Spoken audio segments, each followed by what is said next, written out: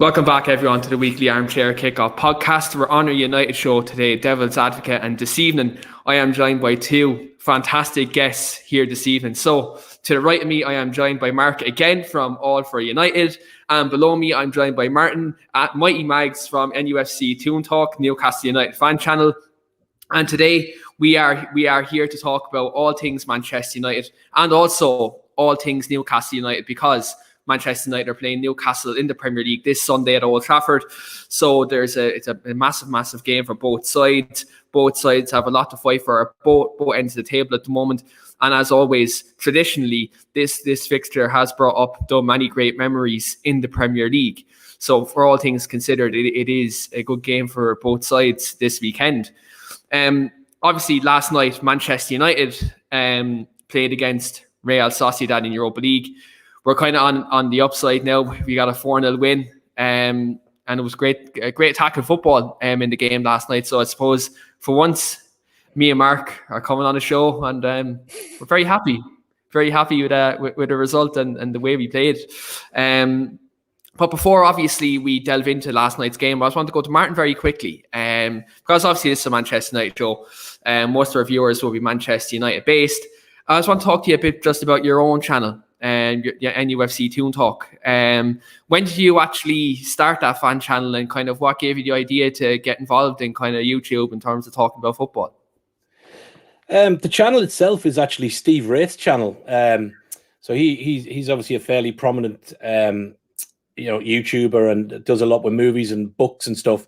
So over the lockdown, he decided just to start to do a few shows on YouTube, and basically put out a couple of tweets looking for overseas Newcastle United fans. So I popped him a message and just said, hey, listen, living in Dublin, Newcastle fan, if you're looking for someone to chat, give me a shout.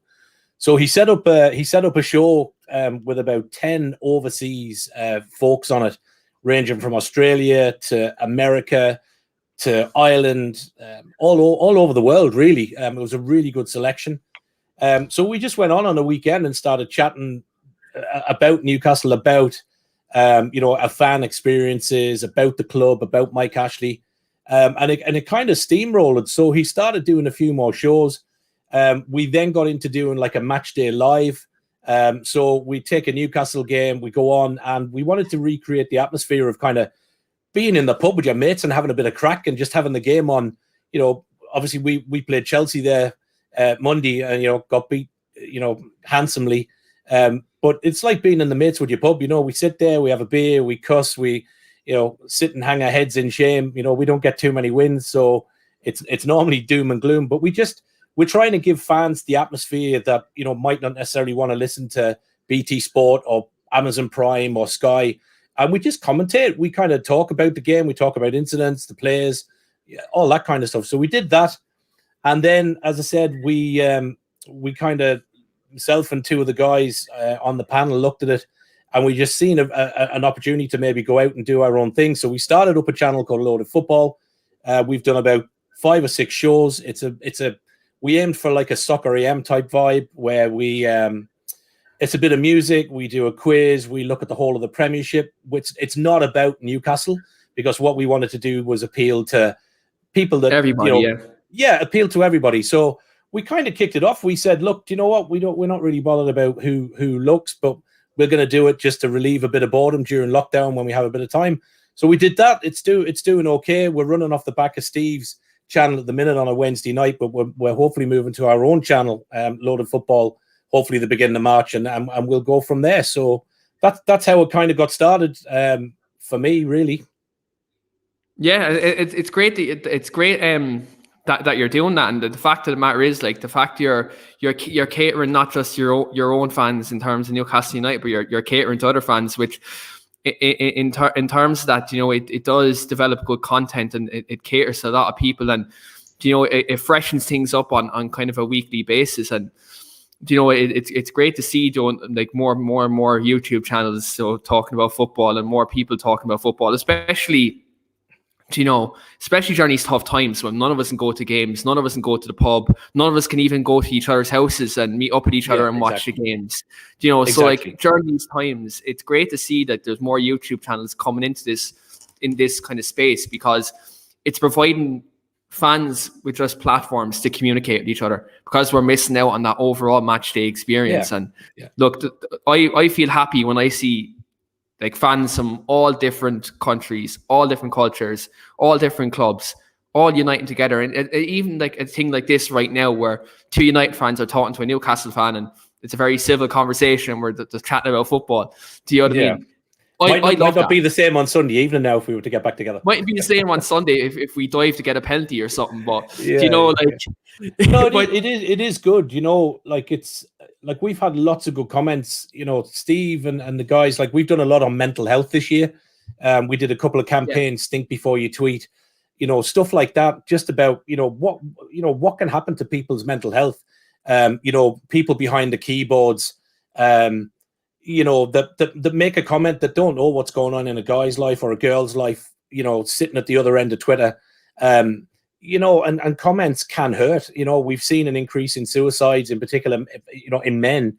And I think one of the things that certainly we're going to aim to do with the channel is, you know, we will do specials on men's mental health. We're lucky enough, we just got a great sponsor there this week, Mind, Body and Soul, who are a platform that help men in particular reach out and deal with, say, Mind and different charities for men's mental health. So, you know, if we put on a show and one or two people reach out, you know, and help themselves, then do you know what? I'll keep putting the shows on, and you know, we'll do what we can. So hopefully, you know, if it helps somebody and they enjoy the patter and the shit crack that we come up with, then do you know what? Let them enjoy it. So yeah, no, it's really good. And it does opened up opportunities like this. I mean, I'm 51.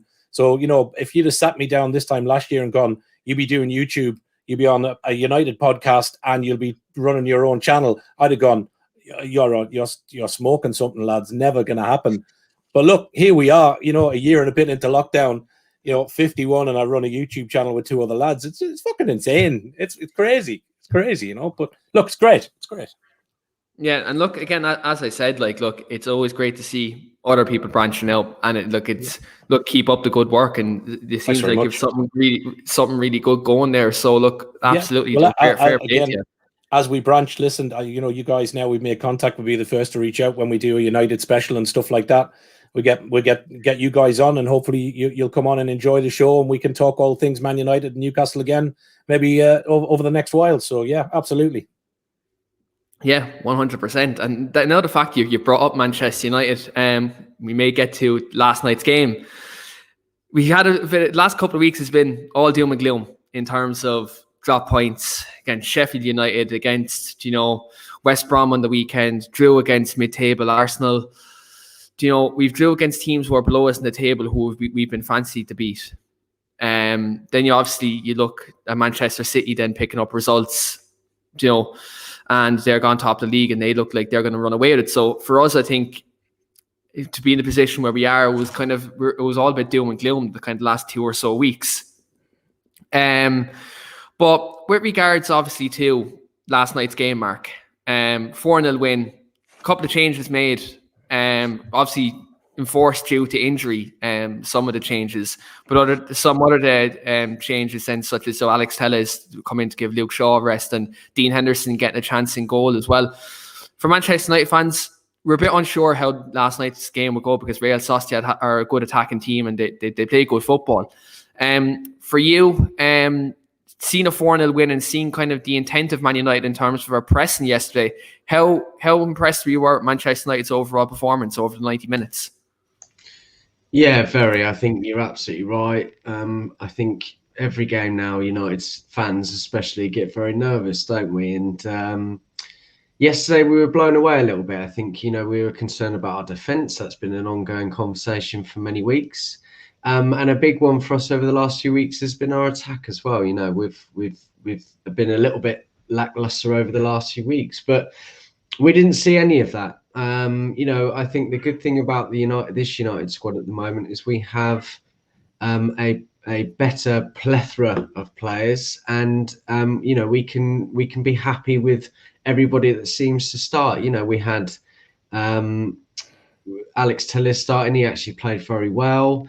Daniel James, he's had a lot of criticism, myself included.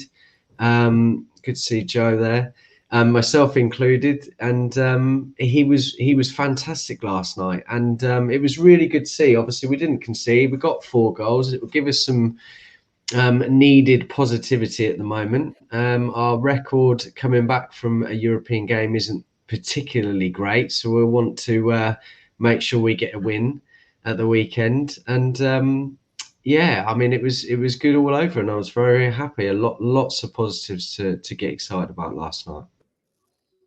And just on last night's game as well, Marc, Daniel James, someone who hasn't played a lot of football as of late. One of the last times he started was against Leeds United in the league. Played very well last night. I thought he was actually one of United's better players, obviously along with Bruno. Bruno, we all know what he can do. But for you, were you impressed with Dan James's performance last night, considering he hasn't played a lot of football as of late? Well, I think this has benefited him, actually. He was my man in the match last night. Now, when he first came into the club at the beginning of last season, he took everybody by surprise. I think he took himself by surprise, Manchester United and Ollie by surprise, and he played a lot of minutes. Now, when you come in for a fee at the time that was believed to be quite high, as a young player, that can have a detrimental effect on you, and he was relied upon probably a bit too much. Now, I feel that this season, Ollie's managed him very, very well, and he's brought him into the games that are going to benefit him. Last night was very much one of those games, and when you come up against an attacking team, it means that they play a high line. It means that we can try and defend the best we could, which we did with Harry and Bailly, and then it would allow players like James, who is actually okay defensively, probably one of our better wingers, to be able to run the channels and break forward, and that's exactly what happened. And he was my man in the match. As I said, I've given him a lot of criticism, not horribly, just criticism for 1 or 2 reasons. I don't dislike the man. I don't dislike the player. I just think that he probably needs a bit of a loan move. But every game that I've seen him this season, he's been exciting, and his final end product has been much better. And last night he was absolutely scintillating. Perfect opportunity for a player like that against that kind of team. Yeah, I think even when you look at one of the times he came in this season, funnily enough, it actually was against Newcastle. In the reverse fixture at St. James's Park. He actually played quite well there. He played well against Leeds. And look, I think the Europa League, in games like that where teams play a high line, they're the games you play Daniel James. Because Daniel James will exploit pace in behind, and especially when he plays on that left-hand side, I think that's very important too. Because so many times we've seen James since he signed for United, he's been playing on the right, and he's not really comfortable there. Even though he's right-footed, you can see he's more comfortable coming in off the left, cutting in and beating players and getting a shot off. So, yeah, look, for me, I'm happy with his performance. I've criticised him as well. Look, I think maybe to win titles, he's probably not he's not a player you'd be wanting to start every week.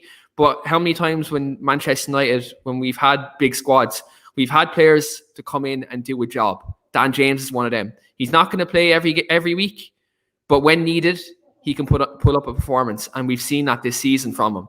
And I think, look, as I agree with Marc, he did play very well. Obviously, I'm going to be biased for my man Bruno Fernandes.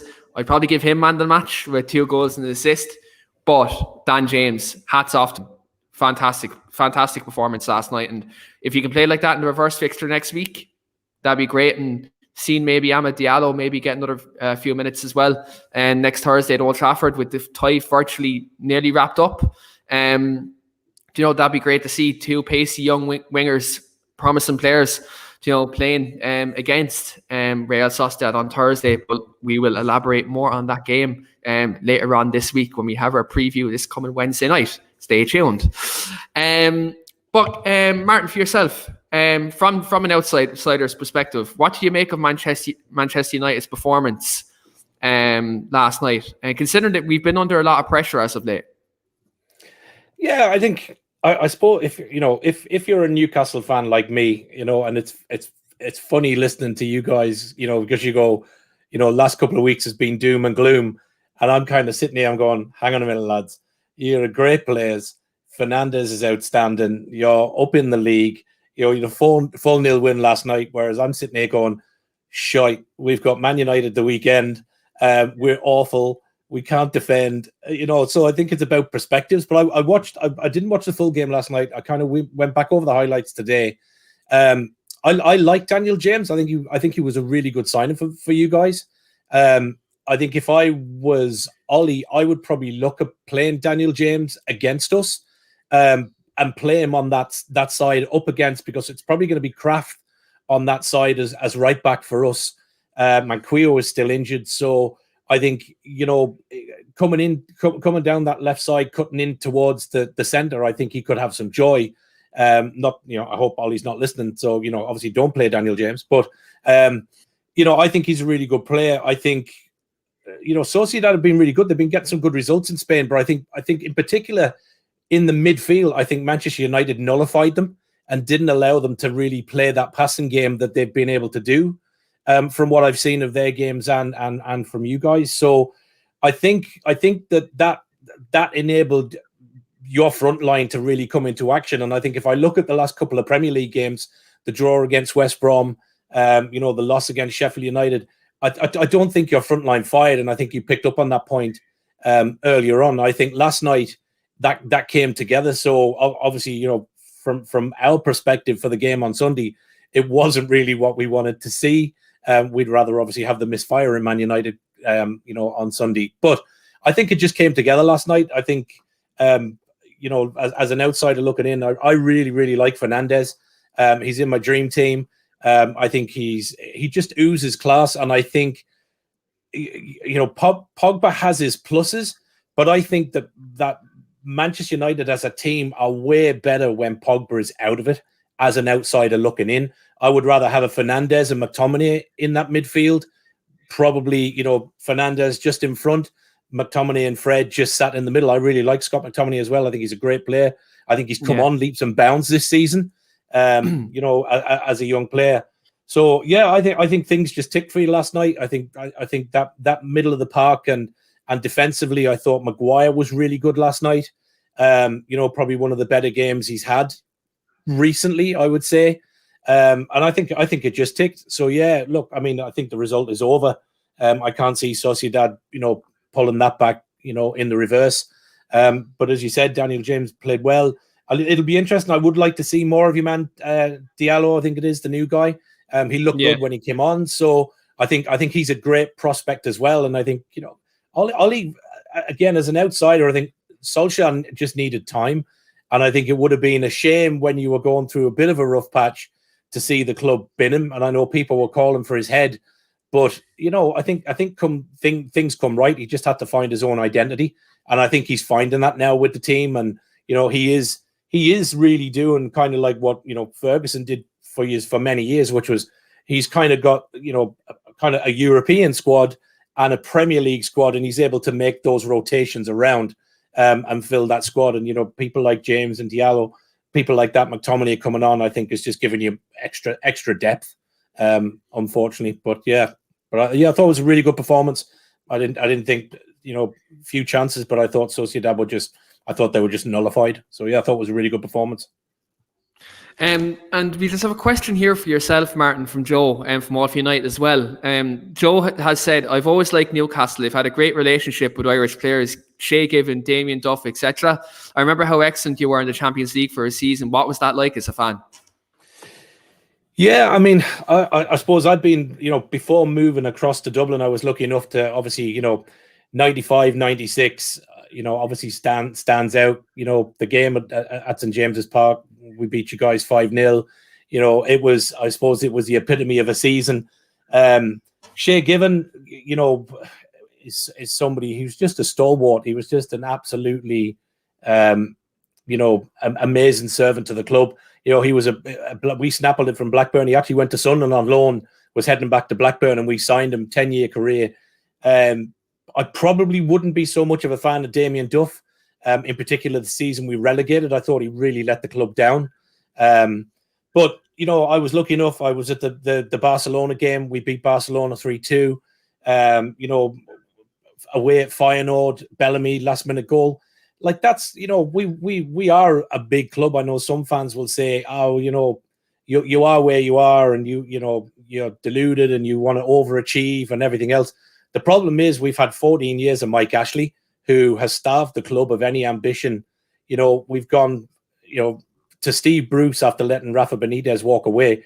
And it as a Newcastle fan, it just astounds you that you would let somebody of Rafa's pedigree, who wants to build the club and take it to the next levels, who's a serial winner everywhere he's been, and Mike Ashley lets the guy walk away, and we end up with Steve Bruce. So, yeah, I mean, it's painful as a Newcastle fan at the minute, lads. If I'm honest, it's not enjoyable. And you know, as a fan base, you know, we really only have our hopes hinged on this takeover eventually going through, with whatever legal battles and stuff take place. Other than that, I think if we're stuck with Steve Bruce and Mike Ashley, then I worry, and I think there is a huge worry that we could go down this season if we don't start to turn results around. And like, in terms of before we actually get to Steve Bruce and Mike Ashley, just in more in depth, we have a question here for Joe. He's very concerned here, and he said, "Are you Irish, or am I just hope Marc is outnumbered here?" No, I am English, but I have been in Dublin now for 20, nearly coming up 22 years. So yeah, so English by birth, but yeah, in Ireland now. So yeah, depending on it's one of those things, lads. If I go out and I go for certain drinks in Dublin, I'm an English twat. If I go home and I drink in Newcastle, then I'm an Irish fucker. So it's what, you know, I can't win. So look, I'll take whatever. You know, I'm happy to support both. I like to see both, you know, England and Ireland do well in the football. I go regular to watch the Irish rugby team play. You know, I love rugby as well. But yeah, look, this is home now. You know, Newcastle will always be home. But yeah, you know, this is home now. I've been in the country now for 20 odd years. Wife's Irish, 3 kids are Irish. So yeah, look, it's a good spot. I love Dublin. You know, they're good people. You know, the Irish are like the Geordies. They love a beer. They love sport. Love the horse racing. Love their soccer. So you know, what's not good? You know, it's all good. Yeah, absolutely. And look, I've been to Newcastle twice, and I can fully attest that's a great place. Newcastle is a great place. I didn't come home the same both times I came home from there, but great place. Great place. Yeah. I know all about that. Joe said Aaron Hughes and Keith Gillespie from the north too, quality players. Yeah, absolutely. And Joe said, so you're an Englishman with sense. Joe then finally has said, fine 1 and 1.5 against Marc, I'll take it. And then we finally come in here from Billy Bryant, who actually came to Newcastle with me for both times he has said Honda tunes. So we have a lot of love for the Geordies and Newcastle here in the comments today. So look, again, if you're watching on Twitter, do get over to the Weekly Armchair Kickoff Podcast YouTube channel. A lot of Manchester United related content over here, as well as all Tottenham, Chelsea, Arsenal and Liverpool content over here too. And also we have an all-women show we'll talk all things Premier League too. So we cater to absolutely everybody. So do get over, smash a like on the video, and do get your comments in below, and give us your thoughts on this weekend's game. Because again, as I said at the start of the show, there is a lot riding on it. Every game from United and Newcastle at this stage, both ends of the table, both are all cup finals at this stage of the season. In this weird season we're kind of in. Since we're kind of you brought it up, I was going to actually bring it up later on in the show, but since the fact you've brought it up now is perfect timing. In terms of Mike Ashley's regime at Newcastle United, I said this to you before we actually went live. I'm very interested to hear your views on Mike Ashley. Before on our, I think if I get this right, William might correct me in the comments. It was our 3rd or 4th podcast when we started this out last year. The talk of the Newcastle United takeover was hot in the news, and we done a whole podcast dedicated to that takeover. We done transfer windows, what manager comes in. Because look, at the end of the day, right, Mike Ashley, what he's done in Newcastle in the last 14, 15 years has been nothing short of scandalous, right? Let's get that right. It's been nothing short of scandalous. I'm saying this from a Manchester United point of view, because I'm going to get to the Glazers in a minute. But when you consider ownership of a club, and Newcastle traditionally a big club, a Champions League team in previous years, since Mike Ashley's come in, since his inception in Newcastle, there was a swift decline, and managers being sacked, relegations, in that regard, and there's a lack of ambition, it looks like, from Mike Ashley. Now, obviously, I don't know as much as you would in terms of his whole regime and how the club works and the ins and outs. In terms of Mike Ashley's tenure at Newcastle United, talk to me about it. What has he done this 14 or so years that has given this decline, Joe? How has it happened so quick? Yeah, I think the biggest problem is he bought the football club as a businessman, not as an owner and a chairman who understood football. I think that was his first mistake. I think he then, rapidly started to disband people within the club that were football knowledge people. And I think, the likes of, Derek Lambias, Lee Charnley, people that he's had around him, they're not football people. Lee Charnley, Steve Wraith and a couple of guys were on the pod with. When Steve Wraith was working at the club as the fans liaison, Lee Charnley was making the tea for the guys that were the club liaisons.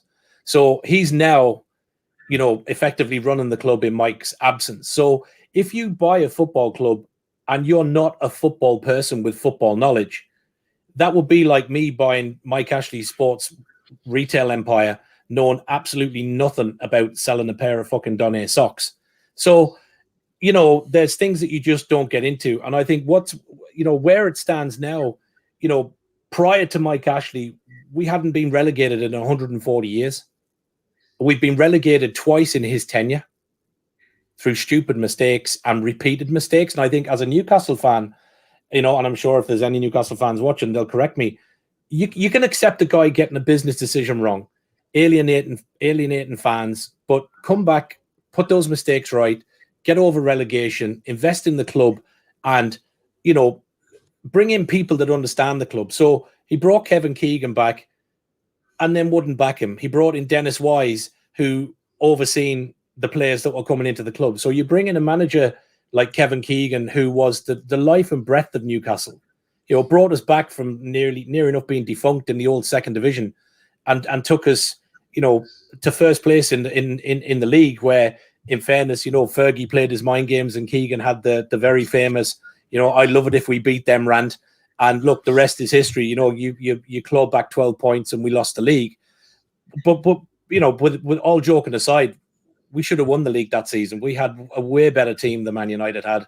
The turning point was obviously you guys came to St. James's, Cantona scored in a 1-0 win, and the league was gone. The heads went, the players went. We didn't have the experience like Man United players had of getting to that final point. But Mike Ashley didn't build. He let it dwindle. So, you bring in somebody like Rafa and then you don't back him. It's just scandalous decisions. And you then get rid of Rafa and let him walk after a 2-year contract. You bring in Steve Bruce, who he knows is going to be controversial to the fans because he managed Sunderland prior, and all this, Newcastle fans, just want Geordies to run the club. It's absolute horseshit, lads. Steve Bruce is a Geordie. I wish the guy had never come near the club. I really do. He's broken the back of the fan base.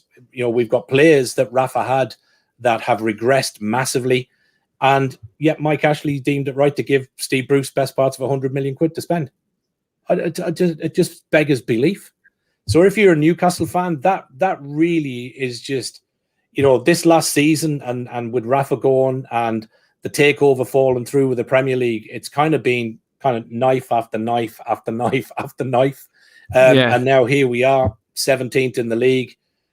Worried, we sat and watched the game the other night, praying to God that there would be a draw between Fulham and Burnley. Like that's what we've become, and it's sad. It's sad. It's a horrendous time to be a Newcastle fan, and all we've really got is a bit of unity in the fan base and a hope that Nick DeMarco is obviously attached now with Ashley. They're taking on the Premier League. owners directors test was farcical in comparison to other teams that have gone through and been taken over. We've had from human rights to Khashoggi's widow to Amnesty International all objecting. I mean, it's just you couldn't dream it up, to be honest, fellas. You couldn't dream it up.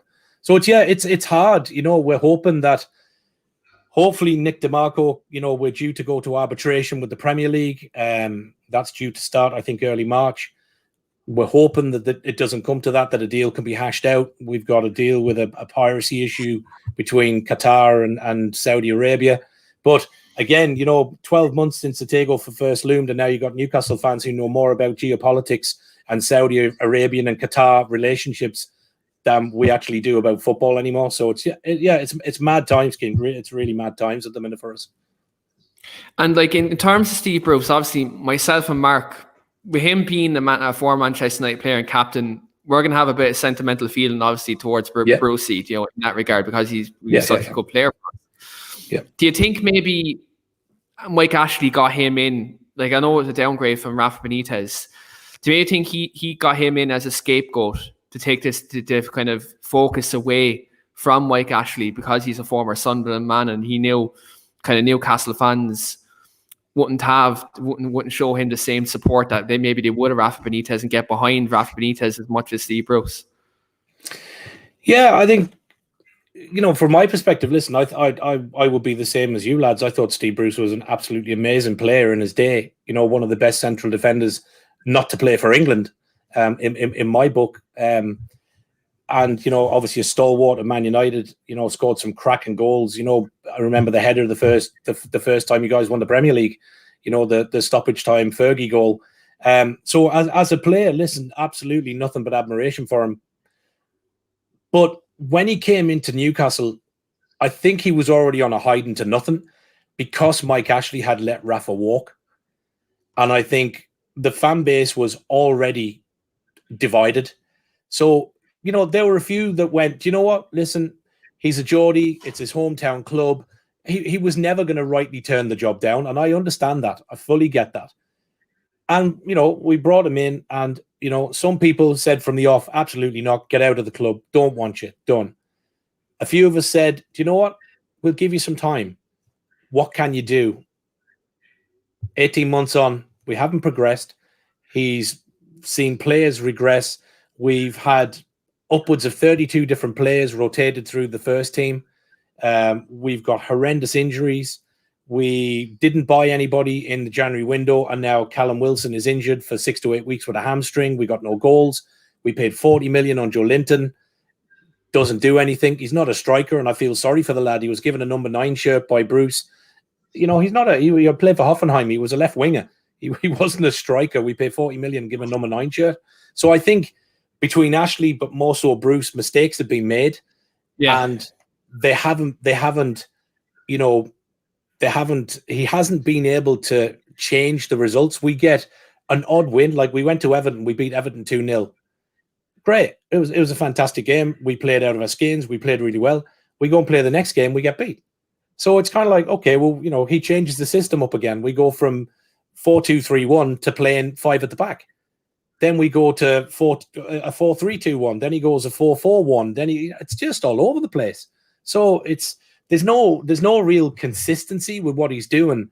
And, what makes it a hard watch is if you look at his managerial history at Hull, at Villa, at Birmingham, at Sunderland, and now at Newcastle, it's been exactly the same trait right the way throughout his managerial career.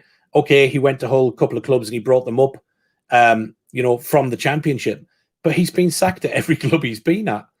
And the regression of players and his style of football, I've seen Villa fans have tweeted us. I've seen, Hull fans. I've read, different fanzines, and they're all saying the same thing. He was exactly the same when he was with us. So I think we kind of knew what we were going to get. But, when you keep going in front of the cameras, in particular, what I dislike with it is when he stands in front of the cameras pre-match and he goes, and I'm sure he'll do this against Man United on Sunday. Well, they're a great team. I hope we can do something. We're really going to have to work hard. We'll be lucky if we get something. as a fan, I want him to be going out there going, do you know what, lads, we're going to go, United are there for the taking. We're going to go after this. Okay, Wilson's out, but I'm going to put a team out there that can win the game. And it's like we concede defeat in the pre-match before we even put 11 players over the grass. And it's just, it's soul-destroying at times to hear that from your manager. You just think, where's the pep? Look at the Chelsea game on Sunday. Our 11 players couldn't even walk out onto the pitch together. Like, we'd 9 players came out. And then on Monday Night Football the other night, I didn't get it. Like, I know social distancing and all that is obviously like is in place, but every other team was walking out together. Why didn't them players walk out together? Exactly. Dirk Kuyt was on Sky Sports there today, I think it was, and he picked the commentator up and said, you know what? He was really shocked at the way the Newcastle players came out of the tunnel. He thought it was absolutely disrespectful, and it showed that there was, where was the team unity? And then you look at the performance that we put in the pitch after that. We made it so easy for Chelsea. Your man Kovacic in the middle of the field, he had so much room to just sit in the middle of the park and spring a ball left, right, and centre, in particular down the left of Werner. Kraft was crucified time and time and time again. But we did nothing. Bruce sat on the sideline. We didn't change it up. We didn't change a formation. We didn't make a substitution until 65 minutes. It's ridiculous. The guy back in the 80s, probably a great manager, lads, but football's changed. The game itself has changed, and unfortunately Bruce is of an era of managers that don't really belong in the game anymore. And I think that's probably as blunt as I could put it with him. Yeah, and I think when you look at the managers, you obviously had Rafa Benitez in the past, who, if we be honest, he got a lot out of that squad when he was there. And the couple of years that Rafa Benitez was there, he got a lot out of the squad. And I think that's where Newcastle fans will have that gripe, actually, because if you have a manager like that who's getting so much out of the players, why would you get rid of him? Do you know, it's one of them things, like it doesn't sense. Do you know, it doesn't make any logical sense as a business. No, but the reason that Rafa was allowed to walk was because he wasn't a yes man. He was vocal, and when Ashley wanted to do A, B, and C, Rafa was, no, listen, it's my team. I'm in charge of transfers. I decide who gets signed in. I decide who comes into the team. Ashley doesn't want that. So Steve Bruce, unfortunately for us, is an ideal fit because he fits the current Ashley mold of keep us in the Premier League, keep my club ticking over so I make something off it. In particular, he's got to keep him in the Premier League if we're to get anywhere on this takeover. Because if we go down, as much as I still believe the Saudis and the rest of it will work out, Mike Ashley's club is never ever going to... it's not going to be worth 300 million to the Saudis if we're in the Championship. So there's a huge piece there. But yeah, anyway.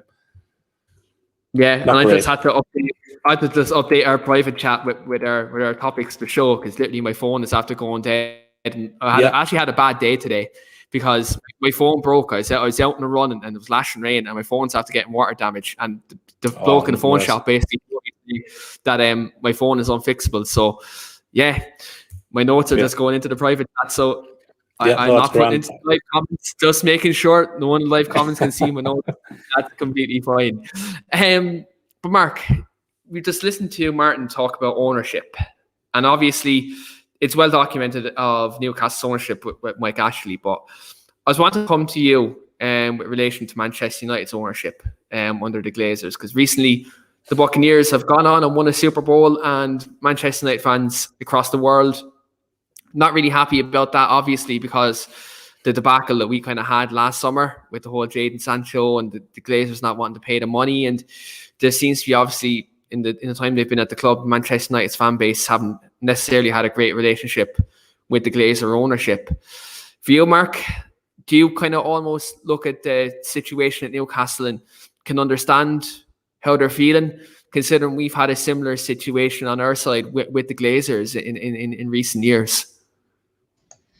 Absolutely. I mean, there's been a lot of frustrations for us. I mean, listening to that story, I mean, I don't know a huge amount about Newcastle and what the goings on are. Obviously, you've got a lot more insight on that. But looking at that from a United perspective, although we get very frustrated about our issues, and we know that there are issues there, I don't think it's that bad. And to be honest with you, we have to count ourselves very lucky. I guess a real positive for you is that you could have a takeover on the horizon, and then it all changes. And I hope for your sake and your club that happens, because I think Mike Ashley is an absolute arse, and you to put it bluntly, he's an arse, and he's taken over the club for business reasons, a bit like the Glazers. We're very much milked for the Tampa Bay Buccaneers, and I think that's very evident. And it is very frustrating. One thing I will say about United, though, especially since Ollie has taken over, is they seem to have listened to Ollie's approach. It's not just the managerial expense that he's having on the club, it's everything else around it. He has changed the structure from the top down. Whilst Judge and Edward would get involved on transfers, he's very much able to say, right, this is the person that I want. There's a lot more, there's a better scouting network now. There was a lot more problems when Mourinho left. There was a huge amount of issues with everything from top down, but he seems to have cleared out a lot of that now. Now, I am not a fan of the Glazers at all, but unfortunately, they're not going anywhere. And whilst the net spend is very low, I think we've been very unlucky over the past 7 years with recruitment. We've brought in a lot of players for a lot of money that haven't worked out. Now, if you whilst they do pull the wool over our eyes, if we had spent that money on the right players, we might be somewhere else right now. We may have been in this position several years earlier, and that's my problem.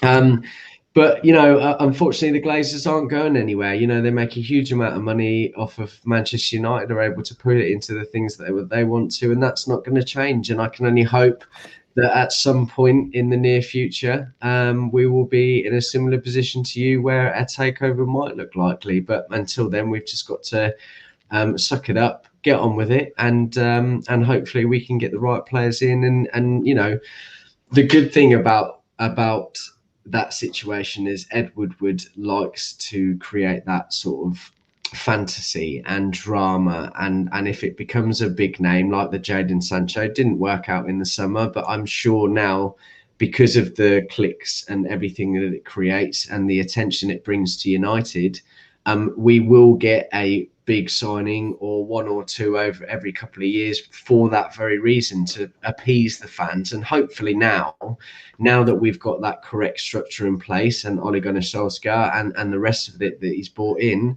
hopefully those two signings that we might get every 2 years will be the right ones. And I really do believe that the club is moving in a better direction now, for sure. Yeah. Go on.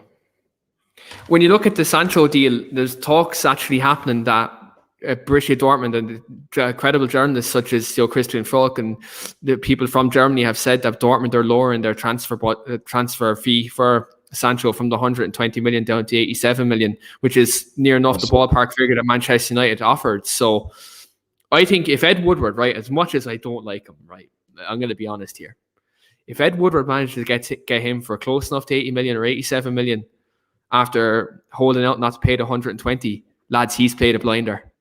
He's played a blinder there. I agree. He's played a blinder. Shane said this on the show last week. That happens. He's played a blinder. Oh, sorry, Matt. As much as we can have a go at him for countless things that obviously he's promised, and he's kind of the go-between between the Glazers and the fans, essentially. There have been a couple of things that he has done relatively well in. I say that through gritted teeth, and really, Dortmund should have sold in the summer. And I think Manchester United knew that he wasn't going to go anywhere else. No one could probably afford him now, and United knew that they had to take a firm stance and fair play. At this point in time, it probably was the right thing. It would frustrate fans, absolutely, but now they're in a position where Dortmund have to sell Sancho, and I've also read over the last month or so that they might have to sell Haaland a little bit sooner. I think the pandemic has hit them very, very hard. Yeah. Now, I'm not expecting Haaland to come to United. I think he'll probably go to Manchester City, but I think that this goes to show that United were right to play hardball, and hopefully now, if we get, as you say, Keane, you get him closer to sort of 80, 90 million. I think he's done a great job there. Yeah, he has. And I'm just saying that, just from your point, Mark, if Man City get Erling Haaland, call off the Premier League, lads. That's all I'm going to say. That man's a cheat code. Yeah. Call it off. But yeah, I suppose when you look at both ownerships, both contrasts in kind of styles, how they run the club. But one thing is very common there, and there's a common trend.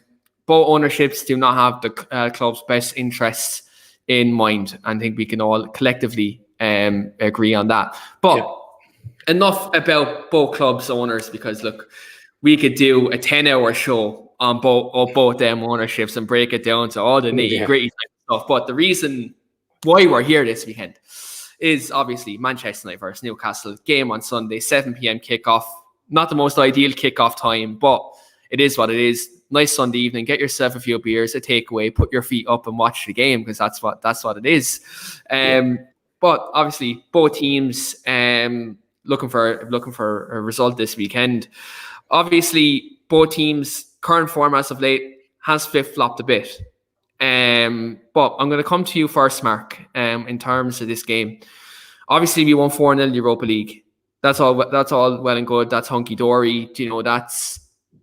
We're more or less through the 4-0 win. We could be quite comfortable going into Thursday. For you, how are you feeling about this game? Traditionally, no disrespect to Newcastle, in the last kind of couple of years, they've sat with a low block under Steve Bruce, under Rafa Benitez. That's the way they play. Manchester United, in the last couple of years, we struggle against the low block. We've seen the game against West Brom last week where we lacked an edge. They're not going to come out like Real Sociedad did last night. Let's not kid ourselves. It's not going to happen. For you, are you concerned again with our home record and because of Newcastle's playing style? Do you think maybe Manchester United, we're going to have to be adaptable in our approach? Yeah, I think so. I think it's not going to be an easy game. I think that, whenever United and Newcastle, regardless of records, it's always sort of like a very tight contest, I would say more so than not. And one thing I will say is, whilst we seem to be, Crystal Palace was the first game of the season and we struggled to break down that low block. From then until Sheffield United, we didn't have that problem. We were struggling against the top 6 teams, the more attacking teams, because of our defence. But actually breaking down the lower block teams up until Sheffield United and West Brom, we were actually very good. And that's why we picked up so many points. So that doesn't really worry me too much, because I think the team and Ollie will know that they are able to break down those lower block teams. Now, I'm not saying it's going to be an easy game. As I said, I think that it's going to be a bit cagey this weekend. I think Newcastle obviously need a lot of points, and I think United really need to start getting their form back for the Premier League. It's all well and good winning 4-0 against Real Sociedad, who are obviously a great team. They were top of the league up until a few weeks ago. But we need to bring that back to the Premier League. We got to the top of the league. We're all very happy and jubilant about it, and unfortunately since that point it's really gone downhill again. I think we've kind of got ahead of ourselves, and this is why on a few shows that I've been on with Keane, and he'll tell you this, that I've tried to be as diplomatic as possible, because you can't get carried away with these things. Yeah, for me, I think that we will be taking that confidence in from midweek. We've obviously got a couple of injuries. I'm not sure if Cavani's back. I heard that Van der Beek's out as well. Could pose a bit of a problem. But I feel that, as people tend to forget that we've actually become much better against lower block teams. And it's the bigger teams that we're really struggling against this season. So for me, maybe the home form might play a part. But I feel I'm going to be confident every game, but I genuinely, and no disrespect at all, but I genuinely believe that United will put up a fight and play well this weekend. At least I hope so. Yeah, I think you touched on, like, in some games this year, we have beaten that low block and we've played well. I have to point this out, though. Massively, that's down to when Paul Pogba has been in the side this season, along with Bruno Fernandes. Them two have linked up so well, and they've been absolutely, fantastic in the way they played this year. And him being injured, I think we seen that against West Brom last week. Paul Pogba's on that pitch, we win that game. Without a shadow of doubt, for me, I think that happens.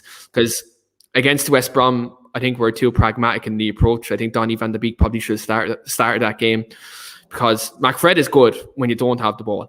When you don't have the ball and you're playing against the Chelsea who are attacking, or Liverpool, or Manchester City, if you're playing against the three of them, Fred and McTominay is a great partnership. You're playing against a team where you're probably going to have 70% of the possession against. Fred and McTominay won't work. It doesn't. It's the proof's in the pudding. I do. Very quickly, Keane, I do agree with you, but what we have seen from McTominay in the last few weeks, look, I've been very critical of McTominay. I don't like that double pivot that they play, and I don't feel that they complement each other well enough. And as you've said, we usually play that double pivot against a bigger club. But what we've seen more recently is McTominay getting forward. And I'm not saying he's on the level as Paul Pogba. He's not a defensive midfielder. He's done great. As a box-to-box player, he's done great. But when you have a team that sits, he's gonna go forward. But the problem is he doesn't have someone to put the ball into him. When Pogba's there, Pogba can get them balls into the box so he can make them late runs. When Fred's there, Fred, he runs around the pitch a lot and he gets himself about and he breaks up play.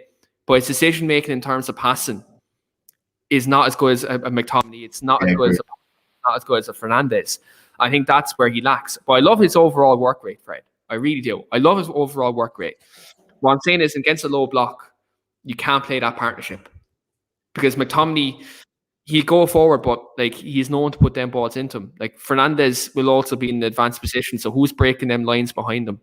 Paul Pogba usually would break them lines, for McTominay to get them late runs in, for Fernandes being around the box. When Pogba isn't there, that's a very big problem. I think Donny van de Beek is that player who can link up, that can knit things together. He's very good at that. He's one-touch football is very good. But again, look, it remains to be seen. I hope I'm proven wrong this weekend. And we see McFred in there, and Fred has the best game of his life. I'd love to see that, because then I'll be first one to tweet. You know me, Marc. I'm very active on social media. I'll be the first one to tweet, and I'll get Tim does the clipping for this show, and he does a fantastic job. Shout out to Tim. Catch him on Twitter at Niagara Red. I'll be the first one to say to Tim, when he does the clip for this show, can you clip up the part when I said Fred won't work this weekend? I will be the first person to say that, and I'll get him to put that tweet out, because at the end of the day, I love when a player proves me wrong, and especially when it benefits the team. Because at the end of the day, that we like to see our team win. But I think Ollie said in his presser today that, well, it was pre-recorded last night, but it was released today, that Cavani and Donny have a chance playing Sunday, that they have to come through Saturday training to be considered for Sunday. So I'd like to see Donny play, especially even when he came on against West Brom, he did show when he got on the ball that he can get in advanced positions and get other players involved in the game. And look, you pay £40 million for a player. Why in God's name aren't they starting when their best midfield player isn't? Do you know what I mean? Just boggles the mind sometimes. But I'm very confident myself going into the weekend, because we have enough players in our forward line, such as Fernandes and Marcus Rashford and Mason Greenwood, who can score. They can score goals. Now, sometimes it might take Rashford a couple of chances, as we've seen last night, but he has a goal in him. Bruno Fernandes, what else? Look, there's no even point. We all know what he's capable of. He's a fantastic footballer. Mason Greenwood, since he's come back into the side, I think we've seen, not even so much in his goal scoring ability, because we all know he has that in him. One thing I have to highlight about Mason is his chance creation has got a lot better. His passing range has got a lot better. He's adding to his game, and his movement is improving too. He's he's starting to become an all-round player. We all know the goal scoring is there. But I think one thing we will see, I think especially maybe next season, Mason playing more predominantly as a number 9. And we seen that last night. He played well in that role, in the number 9 role. I'd like to see Mason get a chance up front. If Cavani isn't starting this weekend, I'd like to see him start up front. I think he could do trouble Newcastle's back 4. And we've a comment in here with regards to Manchester United's fullback situation. I'm not reading out the name because I'm not getting baited. But it says, hey, I believe Diogo Dalot should be brought back to replace Wan-Bissaka. I do not think so. He's doing well at AC Milan, but he can't he's not really a good defender. He's good going forward, but Wan-Bissaka is miles above him as a right back in terms of his defensive game. And as Marc pointed out on the Liverpool preview, he's improving in the going forward aspect of his game too. And so I think we do have a good right back on our Wan-Bissaka, and he's very young and he's improving every week. In terms of the game for you, Martin, obviously you're missing a couple of players. You're missing Callum Wilson, who we all know his quality, not only for Newcastle but also for Bournemouth when he was with them last season. Are you concerned with him being out? Do you maybe think Joe Linton's going to play? How do you think you're going to like approach the game with your talismanic figure being out? There is a fear on how Bruce will set up. There's a chunk of me that says, will he revert back to 5 at the back? We've done that on numerous occasions and not one. We've recently been playing kind of 4-2-3-1, 4-3-2-1. He's kind of mixed it up, with a view to a bit more trying to get further up the field.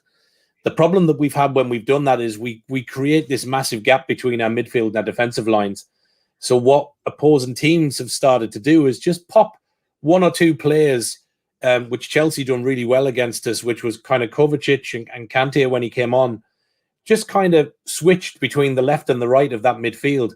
And between Shelvey and Hayden, now in fairness, on Sunday against Chelsea, Hayden was awful. He's probably been one of our better players this season, but he had an absolute shocker against Chelsea. Shelvey will probably play, so I think for us, it'll be very similar to the Chelsea setup, I think. Wilson's injury is a massive blow for us. It's massive. Are Longstaff brothers fit? They are fit. They always play well against United, whatever it is. The two boys, they always do. Yeah, he may go with that. Bruce might have a little bit of sentimentality there and stick Matty Long. Matty is, for me, is the better of the 2 players. He's better at getting forward. He's got better legs. If you put Sean Longstaff and Shelvey together, the problem we have is our midfield is very static. There's no legs in it. Shelvey can have 5 or 6 games and do nothing, but in game 7 he'll ping a 40-yard wonder ball that'll create a goal. But that's once in it's a once in a 6-game shot. So where we have problems, and I think where we will have issues tomorrow, unfortunately, is in the midfield. I think if you guys can, if Ollie can set up and Fernandez sits in that little gap between our midfield and our back 4, with the likes of Greenwood and Rashford there, then I think you guys could score a basketful. If he runs with 5 at the back, he normally pushes Hayden into that back, and he may run with Shelvey and Hendrick. Again, it gives us no legs in midfield. So what we desperately lack is, as you talked about, we are absolutely screaming out for a couple of players, which one is a box-to-box midfielder, because we just don't have an engine in the middle of the park. And then in front of that, okay, we've probably got that at the minute, in that we took young Joe Willock on loan from Arsenal, and he's looked really well for us. So I think Willock will start tomorrow. I'd love to see him kind of just behind the number 9. I think that's likely to be Gale. I don't think Joe Linton will give us anything against Maguire and Lindelof or Bally, whoever you play. So I don't think he'll set up that way. So for me, I think we'll be very much the same. I think it'll be I think he'll stick with Darlow and goal. It'll be Lewis, probably Clark, Lascelles, and Crafted as a back 4. It'll probably be Hayden and Shelvey sitting as a 2, and then a midfield 3. possibly with St. Maximum, Fraser, or possibly Almiron on the right, Willock through the middle, and probably I would think it will be Gale. Will probably start. He may start with Carroll, or even go with a 4-4-2 and maybe put Carroll alongside Gale, and try and use Carroll to unsettle the defense and knockdowns and stuff. But I think the game will hinge around midfield. If we can get a bit of ball in midfield and we can not let you run through us, then I think we did okay. I mean, if you look at the reverse fixture, we scored the first goal and we played well for the first 45 minutes. You guys leveled with Rashford and then our asses fell out. The confidence went, the heads went down, and we ended up getting beat 4-1. So I think our confidence is not on a high. We come off the back of 2 losses. As a Newcastle fan, I see this game as a free hit. If we get something out of it, great. If we get stuffed, you know what, lads, we were expecting it. Yes. The important games for us are, the likes of West Brom coming up, and games with those in and around us. We're not likely to get anything out of the top 6, so it's a free hit, as was Chelsea.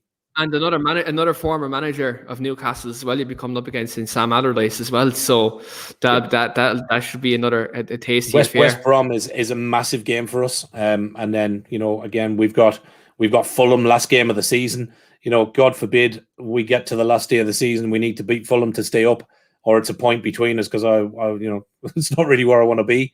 But yeah, it's going to be tough. We don't expect. I think if you were to ask any Newcastle fan, obviously we want to win, but I think if you were to ask any Newcastle fan realistically, what do we expect out of Sunday? We expect probably to get hammered, if we're honest. But and that's shit to say. Like, I hate saying I think we're going to get beat, but I just don't think we'll have. And I think if your front line turn up like they did against Sociedad, then I think we're in deep trouble, unfortunately. And in terms, like we've commented there from William has just said, hoping Joe Willock shows up Sunday with quality. He can have really happy when to Newcastle get good experience. William is an Arsenal fan, by the way. That's exactly what I am. Yeah, no, he's looked really good. Looked really good since he came in. I think obviously with the way the current situation is with Mike Ashley and with the takeover, we were never going to buy players in the January window. It was always going to be the loan market for us. And Willock's a quality player. I liked him at Arsenal. Would have also liked Ashley Miles-Nathan as well. But obviously he went to West Brom. So from that perspective, it was always going to be the loans. But look, I hope he has a good game. He had a good start up against Southampton, scored on his debut. Arrived late into the box. So hopefully he's that kind of player that can kind of get in on the end of for ASM and for Almiron to kind of run in amongst the back of the defense. So yeah, I think it'll be a tough game, but I'd expect probably setup wise 4-2-3-1 probably, I would imagine. And you know what? If you're thinking about sending Alan St. Maximum, send them our way if you don't mind. Yeah. If you're thinking about sending an ice age. Yeah, exactly. Well, if you lads have got the money for 120 million for Sancho, then an easy 100 for ASM. All joking aside, it's going to be one of those things, lads. If we go down, I think ASM will be away. He signed a new 6-year contract, but look, at the end of the day, I think we know in football contracts don't really mean a lot anymore. Money talks. So when did Adam Hardew's contract end? There, like last year or something, didn't it? Yeah, just before Bruce came in. Yeah, we do some really good deals. But the funny thing is, blinder play by Mike Ashley. If you ask a good few Newcastle fans, would you rather have Bruce or Pardew? I think a lot of us would rather have Pardew, because when Ashley came in and we had Pardew there, we were sitting 5th in the Premier. We were sitting 5th in the Premier League. We were doing well. Pardew had a great season, and then we signed him to an 8-year deal as manager, and it rapidly tanked from there. But yeah, not great. And then we've had a succession of bad decisions since then. So yeah, not great. Yeah, look, I suppose. Look, it's just one of them things. Like, I remember when you had that team, it was like Demba Ba, Papa Cisse, Johan Kabay, Ben Arfa was in that team as well. Like, there was good little players. Moussa Sissoko on that team as well. Yeah. We have Moussa as well in that team. Yeah. Oh, we've had some. Yeah, Steve McGrath, who's a Tottenham fan, massive fan of Musa Sissoko. Massively, had loads of him on the show, so they do shout out to Steve as well. Massive Musa Sissoko fan. But that team was fantastic. That they actually played great football that year under Alan Pardew.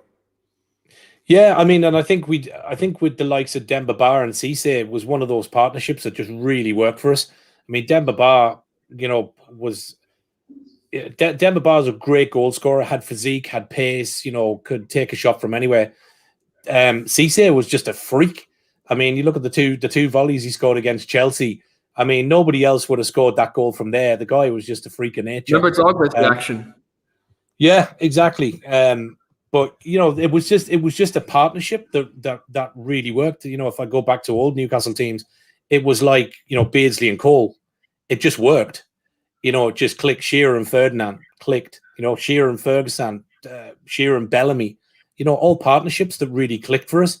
But unfortunately, the club, again, not to harp back to Ashley, but we've become this kind of, for want of a better word, we've become a stepping stone for players coming in. Sissoko came in, did a couple of years, moved on. Gini Wijnaldum came in. We sell him to Liverpool. Kabay, we have him. He goes elsewhere. It's been a regular story. It's great to see us sign the likes of Callum Wilson for 20 million. I think that's an awesome deal. England proven goal scorer, Premiership scorer for 20 million. You don't get too many of those around anymore. So that was a fantastic deal. What we did wrong was we didn't double up and have a cover. We took a gamble, as Ashley likes to do, with business, and we'd no backup. So we've lost a 20 goal a season striker when we're in a relegation battle. It's just it's madness. It baffles belief. But that's, again, it goes back to that piece, Keane and Marc, as I said to you. You can kind of look at Ashley and go, okay, make a mistake once, but then we did it again, and then he's done it again and again and again, and now we're on the precipice of possibly, as much as I hate to say it, and I know there are some Newcastle fans who go, "Would be grand, teams below us are worse," but we are knee deep in a relegation battle, unfortunately, and it could be Ashley's third in 14 years if we go down again. That's I suppose from your side, like, that's probably unthinkable, but it's something that's in your mind. Yeah. We've a comment in from William with regards to Newcastle. He says, also a big up to Newcastle for the most heartbreaking capitulation from my club in the 4-4. Rest in peace, Jake Toyota. Lads, he was a quality player. He was class. Yeah, I was at that game. That was one of the best games I have ever been to. Obviously, first half wasn't so good. Second half was one of the best comebacks I think you'll ever see in the Premier League.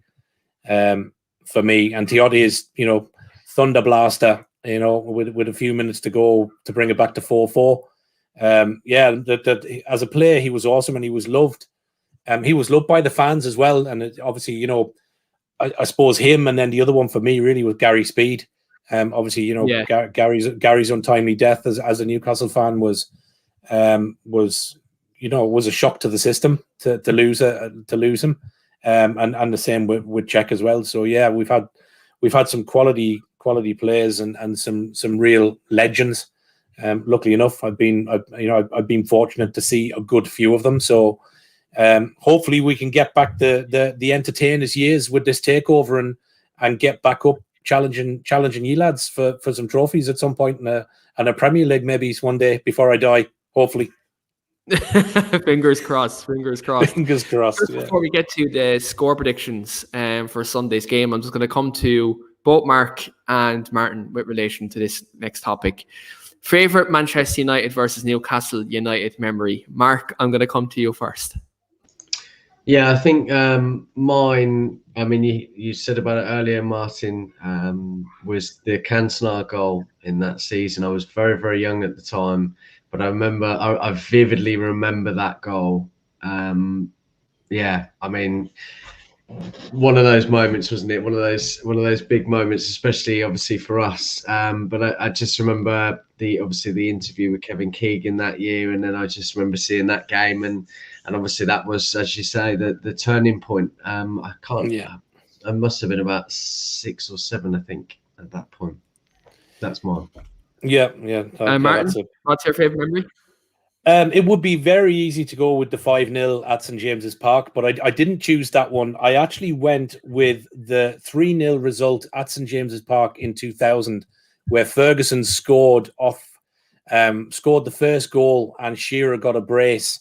And Ferguson, what I was at the game, what stood out for me was the ball went into the box. Shearer knocks it on, and it kind of drops to Ferguson, who spins and volleys it with the left peg at the same time, right into the corner of the net, kind of past Man United's keeper. And it was just for me, it was one of the last games before I left the UK to come to Ireland. So it was one of my last games at St James's Park before I moved to Dublin. And it kind of had everything you wanted, because obviously we love to beat Man United. Shearer scored 2 great goals, but Ferguson's volley was just the perfect start to a match very early on. So I took that game from the year 2000 3-0 win at St James's as one of my favorites, because I thought the 5-0 rout, lads, would be way too easy to shout out. So I said I would look at. I was actually expecting the 5-0, because anytime the rival fans from our channel come on, whether they're Chelsea, Arsenal, or Liverpool, they like to stick the knife in me when they're on. So you've been very nice about that, Martin. Really see, if I stick the knife in, to take some take some knowledge. If I take the 5-0, I'll never get an invite back, Keane. So I said, no, do you know what? I'll go with it. But I think that's the thing. I think everybody, if you're Man United or Newcastle, you look at that game. I mean, for that 5-0 had as a Newcastle fan had everything, because it was, obviously Shearer didn't go to Man United. Fourth goal, he's up in the corner giving this to the United fans, and it had everything that you could want. It was the entertainers at their best. But it's an easy shout out. It's one that every probably that game, and I think that was really coming on the show. I wanted to pick a different game because I think it's an easy one to call. But there have been a lot of good games between both clubs, and I think sometimes you forget, the amount of good games that we have had. Probably another one for me would be 2013 at Old Trafford. Johan Cabaye, who has recently, I just see Twitter has announced his retirement today. Jeez. So he's announced his retirement there from football this evening. So Johan Cabaye, 2013, 1-0 at Old Trafford with a cutback, and we sneaked away with a 1-0 win. So we do have our moments against Man United, but we certainly have. Yeah.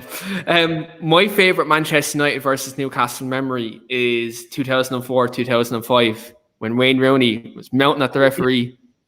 Rooney is mounting at the referee, and that goal, lads, that's iconic. That's an iconic moment in Premier League history. Like, that was an anger goal, though. That's what they call the classic Thunder Bastard, though, isn't it? Because he was so raged up about not getting the decision prior with Alan Smith that he just hoisted it. Yeah, I mean, cracking volley, but yeah, crap if you're a Newcastle fan, but you could see it coming. Yeah, it's just, what? Like, just the frustration and the anger, and then he just smacks the thing, and I'm just like, every time I watch that goal, I get goosebumps. Like, I get goosebumps because, like, Wayne Rooney, growing up for me, was one of my favorite ever Manchester United players. I grew up in the era, like, I suppose, of obviously the early 2000s. Like, I grew up watching United, but kind of as I was getting older and developing an understanding for the game, Rooney and Ronaldo were my two favorite players growing up.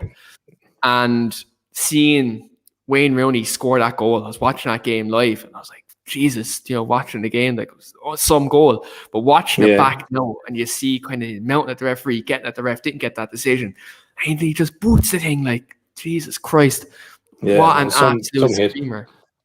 Yeah.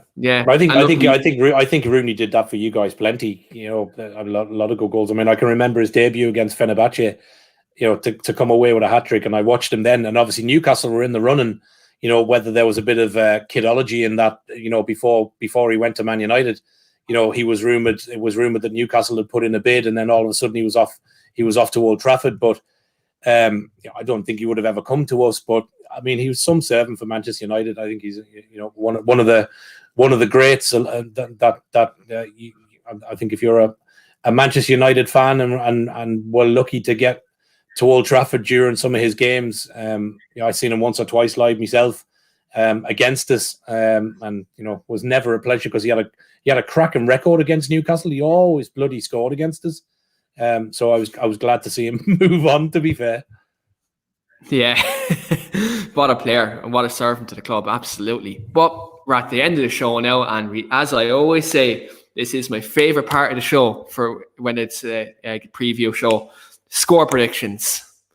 Love, especially of all different guests on, especially from a rival club. I'm always intrigued and always very happy to get score predictions. So, Martin, coming to you first. From a Newcastle perspective, how do you predict this game is going down this Sunday? I think it's one of those as a black and white. I can either call it with my heart or I can call it with my head. And I think the appropriate thing to do is to call it with my head. Obviously, we'd love to go down there and get a win, but I think our current form, I think our confidence and how we set up is going to be a real teller. And the first few minutes of the game, I think, will be a good indication of where we're going to be. I think, as I said to you, if Fernandez can get in that gap between our midfield and our defensive lines, I think he has. I think you'll have an ability to cause a bit of chaos. So, unfortunately, my head says I don't really see anything other than a Manchester United win. Scoreline, if we can come out of it conceding less than 3, I'd be happy.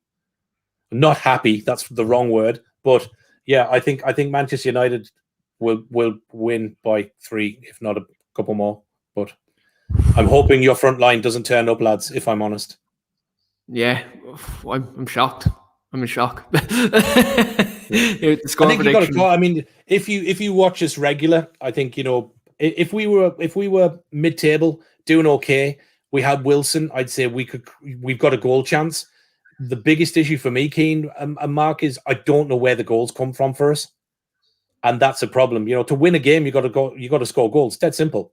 No mathematics in football. You put the ball in the net, you score a goal. So our problem is we will probably get overrun in midfield, and if we do create chances, who have we got that's going to finish them? Up against a fairly tight defense. So yeah, I think heart would love it, but I think head says I think you'll be too strong for us tomorrow on Sunday, guys. Marc, how are you feeling? Yeah, just to be clear, I was obviously making a point about McTominay and Fred. I'm not a fan of them two together. And I think that you're absolutely right, Martin, that if we overrun that midfield with a bit of energy as well, I think that will be our best scenario. With that in mind, I'd like to see Matic as the defensive midfielder this weekend alongside Scott McTominay. I feel that we probably do need that energy in the midfield in order to swamp that midfield. And I think because we haven't seen much of Matic recently, I think he'll start. I think McTominay is very difficult to drop at the moment. I don't think Van der Beek, even if he is back, will start. And then obviously Bruno in front. I'd also like to see Maguire and Bailly. I think time and time again, when we have those two, unfortunately, Bailly's made of glass, and that's a real problem. But if he was fully fit all the time, those two would be our perfect partnership, and I think that was proven again last night. I don't know why people seem to see this great partnership, seem to forget about it weeks later and go, oh, okay, they're playing really well again. Do you know what I mean? So I really hope we see those two, and I hope we see those 3 in the midfield. If Cavani's back, great. I'd like to see him spearhead that attack, but I'd also like to see Rashford and Greenwood at a minimum. So for me, and I mean this with no disrespect, but I'm going to go for a 4-1 win this weekend. No disrespect taken. No, honestly, so I didn't mean. We both got 3 United to win by 3, and Marc is from Martin, and then Marc's gone 4-1. For me, I'm going to be more conservative with my score prediction. Usually, I'm the one to give the wild prediction, but tonight I'm going to take a back step. Just consider Newcastle, if they do set up well, I think we could have a problem, depending on how we set up. If Matic and McTominay play, as Marc said, I'd be more confident because Matic will sit, and you'll see a lot more Scott McTominay in the opposition box, who can also take the focus away from Bruno Fernandes. Because I think you'll see Newcastle's probably holding midfield 3. Mark that, man. Do you know if that's even possible? You'll see they'll just crowd him. But I'm gonna go 2-1. And the reason why I say 2-1 is Newcastle have defenders who can score from set pieces.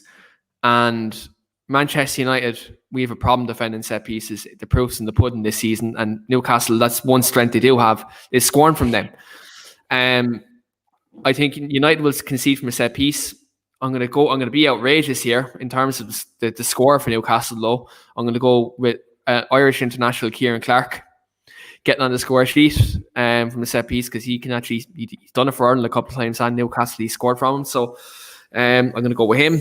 And for United 2 goal scorers, I'm going to go with Mason Greenwood, and I'm going to go with, again, you know who it is, Bruno Fernandes, getting onto the score sheet as well, and continuing that fantastic record that he's breaking records every week. And the admiration I have for that man and what he does to this club, and we're so lucky to have him. And I just want to say then as well, for all the people that said he's going to flop, all your tweets, they're all coming up. And it's all fantastic to see. It's fantastic to see. And look, I'm pulling these up every day. And I'm retweeting these tweets every day, because it's just great, isn't it? Like, it's just great to see. What goes around comes around. I think Fernandes, as an outsider looking in, lads, I think Fernandes has been the changing of your team over this last kind of 12 months. I think he's for what you got him for and the position he plays. I think he's been absolutely outstanding. And good that you got someone as good. But I think he's been the changing of your team. I really do. Yeah, I think the mentality shift has really gone tenfold when he came into the club. And I know we haven't won trophies or anything since he's come in. But when you talk about mentality change, when you think about little things he's done since he's come in, it's kind of had a Cantona-esque effect. Now, obviously not to the extent that Eric Cantona had in terms of winning trophies for Manchester United, but in terms of quality, in terms of carrying the team, in terms of... His decision-making is outstanding. When to lay it off, when to run, when to move, when to pass.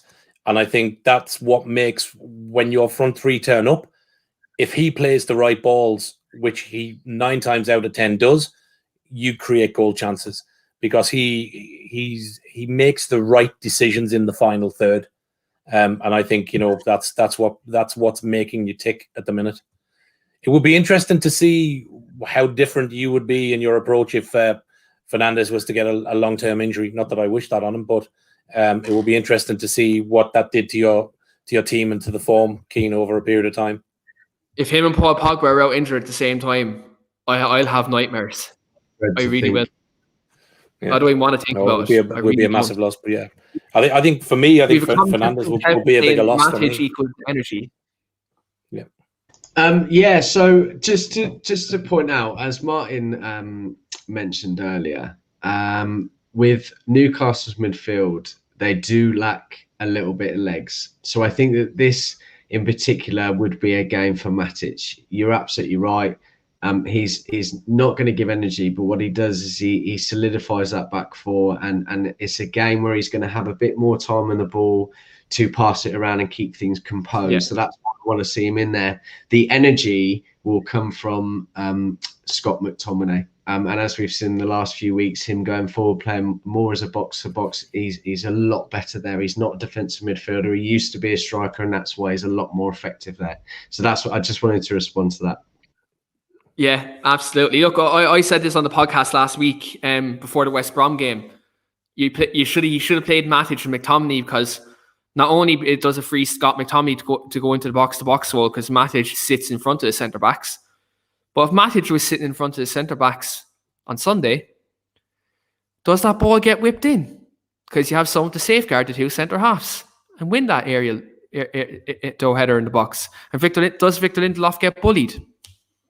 There you go. But I'm just going to wrap it up on that point there tonight. So thanks everyone for watching here tonight. Fantastic show. Great to get Martin's insight on Newcastle United, because I did say at the start of the show, I'm very intrigued to hear his insight, because Mike Ashley is someone who I despise in football, but obviously I don't have a clear understanding in terms of like how the Newcastle side feel about it, and it's absolutely fantastic to kind of get your insight and get your knowledge and kind of get more kind of know-how in terms of how he's running the club. So thanks very much for Martin for coming on, and as always, Marc as well.